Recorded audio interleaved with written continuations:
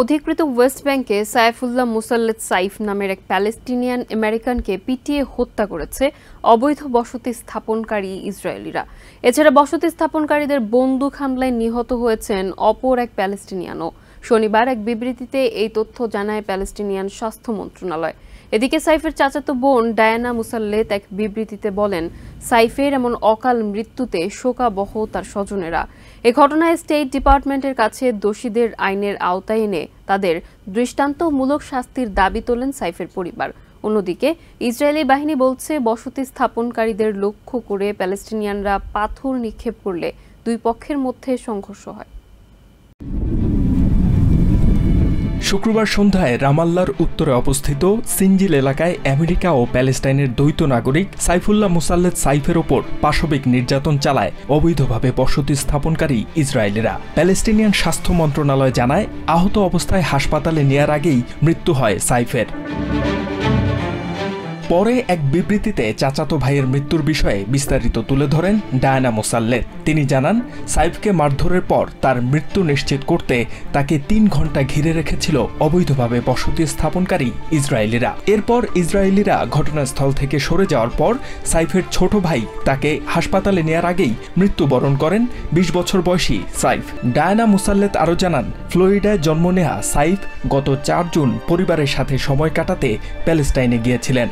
সাইফের এমন অকাল মৃত্যুতে শোকাহত তার পরিবার ও স্বজনেরা। এই ঘটনায় দোষীদের আইনের আওতায় এনে তাদের দৃষ্টান্তমূলক শাস্তি দিতে স্টেট ডিপার্টমেন্টের কাছে দাবি তোলেন তারা। এই ঘটনায় স্টেট ডিপার্টমেন্টের এক মুখপাত্র জানান, এই বিষয়ে অবগত রয়েছেন তারা।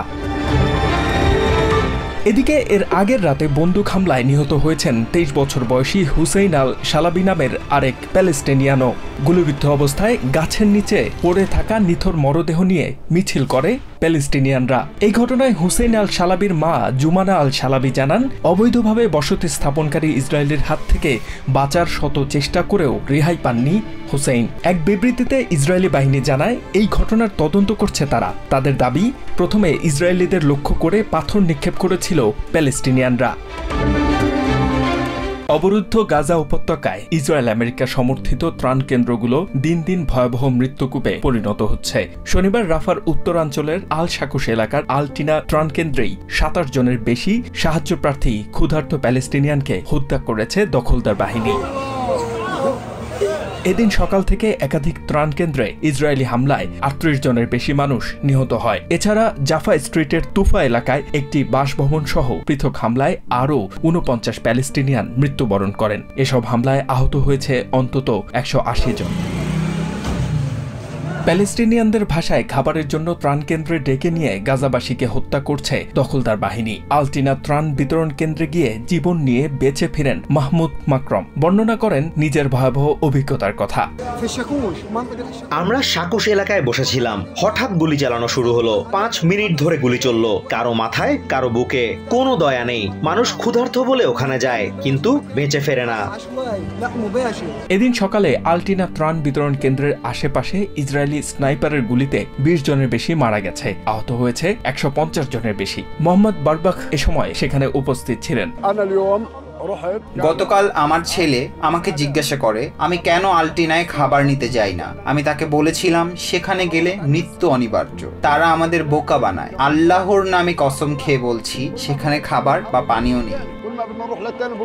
খান ইউনুসের বাস্তুচ্যুত আব্দুল রহমান তাবুতাইমা গাজাবাসীর অবর্ণনীয় কষ্টের কথা তুলে ধরে আরব জাতিরাষ্ট্রগুলোর ভূমিকা নিয়ে ক্ষোভ প্রকাশ করেন। তারা বলে আমেরিকার নিরাপত্তার সাথে ত্রাণ দেওয়া হবে, কিন্তু সেখানে কোনো নিরাপত্তা নেই। সেখানে শুধু হত্যা আর শিশুদের রক্তপাত। আরব জাতিগুলো যদি আল্লাহকে ভয় করে, তাহলে তাদের আমেরিকানদের সাথে এই ধরনের সাহায্য বন্ধ করা উচিত। তাদের উচিত অন্য কোনোভাবে আমাদের কাছে ত্রাণ পৌঁছানো এবং এই শত্রুদের গণহত্যা থেকে বিরত রাখা। গত 6 সপ্তাহে খাবারের জন্য ত্রাণ কেন্দ্রে লাইনে দাঁড়িয়ে অন্তত 836 প্যালেস্টিনিয়ান নিহত হয়েছে।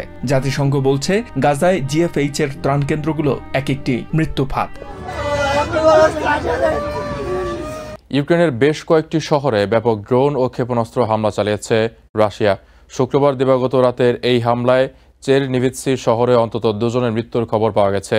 এদিকে লাভিভ, লুটস্ক, খার্কিভ এবং কিরভোরাদ অঞ্চলেও হামলার ঘটনা ঘটেছে। এতে এসব জায়গায় অবকাঠামোগত ক্ষয়ক্ষতি হলেও প্রাণহানির খবর পাওয়া যায়নি। এদিকে সাউথ কোরিয়ার গোয়েন্দারা দাবি করেছে রাশিয়ায় নতুন করে আরও 10,000 সেনা পাঠাতে যাচ্ছে নর্থ কোরিয়া। ইউক্রেনে জোরালো ক্ষেপণাস্ত্র হামলা অব্যাহত রেখেছে রাশিয়া। শুক্রবার দিনগত রাতে ইউক্রেনের বিভিন্ন শহর লক্ষ্য করে 597টি ড্রোন এবং 26টি মিসাইল ছুড়েছে মস্কো। টেলিগ্রামে নিজের ভেরিফাইড অ্যাকাউন্ট থেকে এক পোস্টে এমন অভিযোগ করেছেন ইউক্রেনের প্রেসিডেন্ট ভলোদিমির জেলেনস্কি।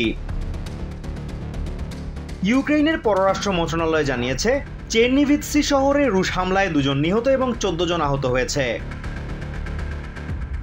এছাড়া পোল্যান্ড সীমান্তবর্তী লাভিভ এবং লুটস্কেও হামলায় ব্যাপক ক্ষয়ক্ষতি হয়েছে।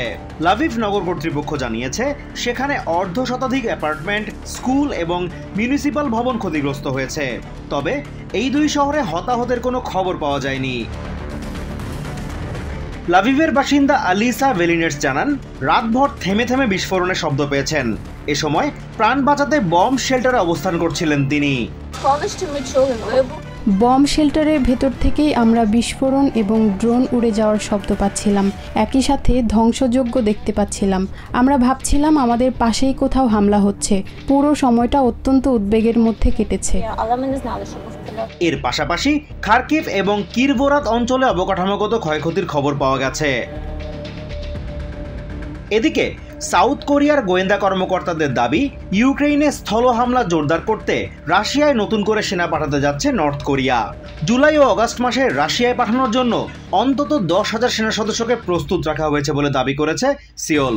রুশ পররাষ্ট্রমন্ত্রী সের্গেই ল্যাভরভের নর্থ কোরিয়া সফরে এই বিষয়ে আলোচনা হয়েছে বলেও দাবি করে তারা। নিউ ইয়র্ক থেকে সম্প্রচারিত TVN 24 টেলিভিশন বিশ্বজুড়ে বাঙালির কণ্ঠস্বর।